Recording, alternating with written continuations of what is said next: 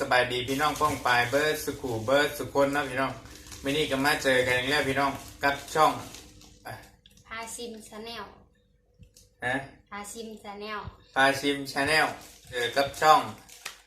พาชิมชาแนลพี่น้องมาเจอกับบ่าวลีกับสาวบุญมีพี่น้องเนาะก็เป็นช่องใหม่พี่น้องก็ฝากกดติดตามเป็นกำลังใจให้บ่าวลีในเด้อพี่น้องเนาะก็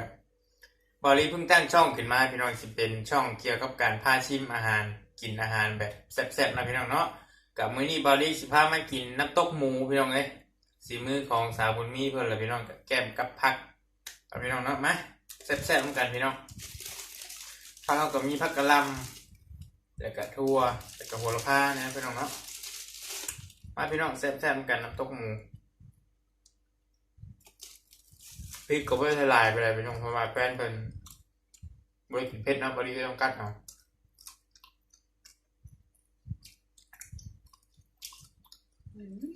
ตกหมูติดมันพี่น้องแซ่บเลย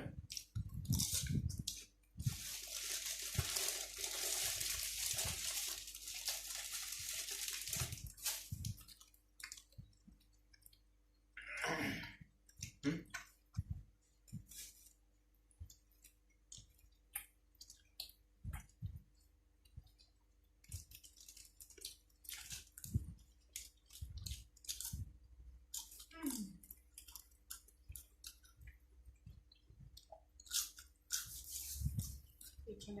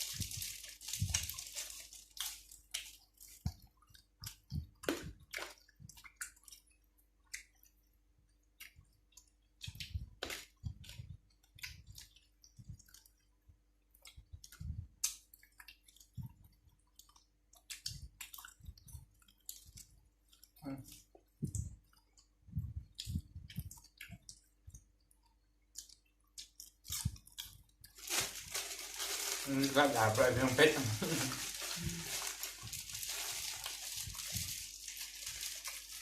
ก็ต้องกินเผ็ด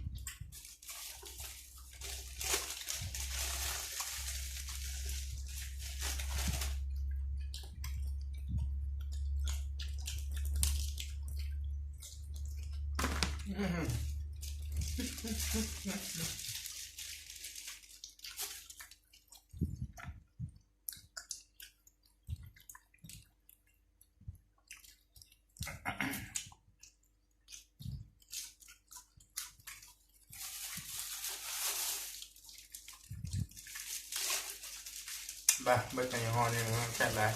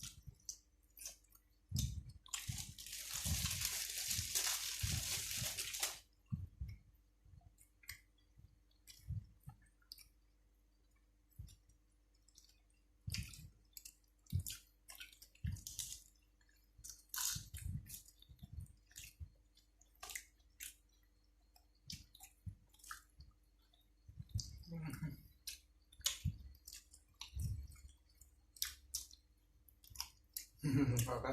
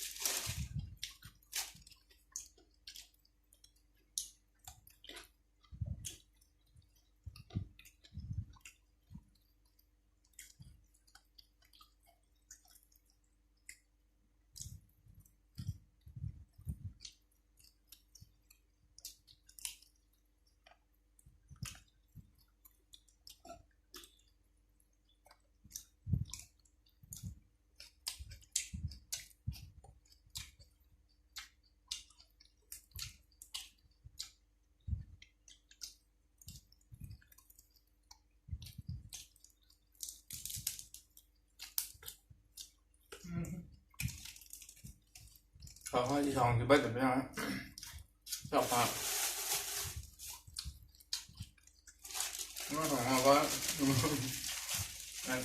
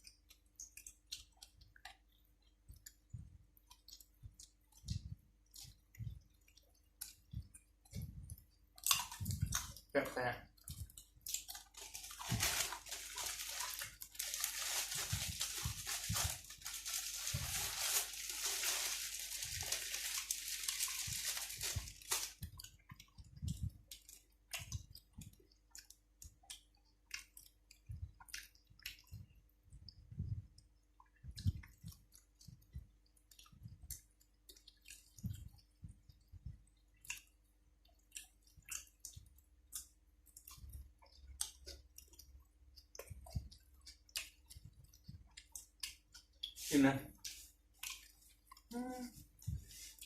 ไม่ใช่ท้อง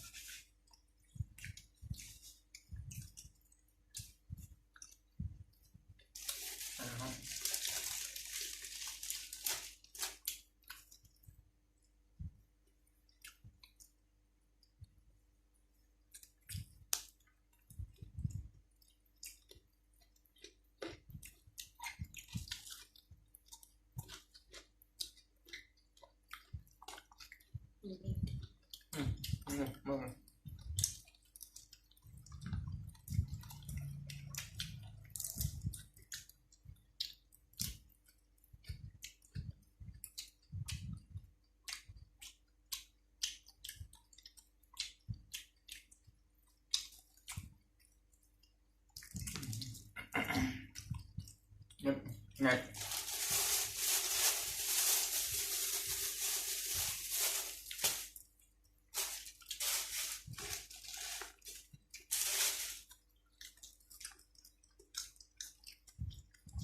โอเคแล้วพี่น้องก็ขอบคุณทุกคนที่เข้ามาติดตามรับชมช่องพาชิมชาแนลนะพี่น้องเป็นช่องไม้ป้ายแดงนะพี่น้องเนาะก็ฝากกดติดตามเป็นกำลังใจกดไลค์กดแชร์ให้เด้อพี่น้องเนาะสำหรับคลิปนี้บาลีพามากินน้ำตกหมูพี่น้องเอ้ยเดี๋ยวคลิปหน้าเจอกันใหม่นะพี่น้องเนาะสวัสดีพี่น้องเบิร์ดสุขุสุขคนเด้อ